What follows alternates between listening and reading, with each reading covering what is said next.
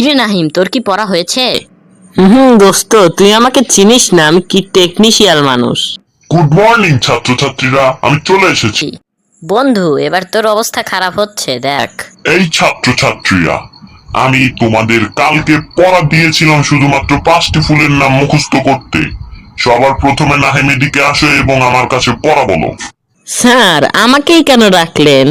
আচ্ছা স্যার, আসছি। তাহলে নাহিম বলো তো, কোন 5টি ফুলের নাম মুখস্থ করেছো? স্যার, কিছু না মনে করলে ইংরেজিতে বলবো নাকি বাংলায়? বাবা, তুমি এত ভালো ছাত্র, তুমি ইংরেজিতেও মুখস্থ করে এসেছো। তাহলে বাবা, তুমি আগে ইংরেজিতেই বলো।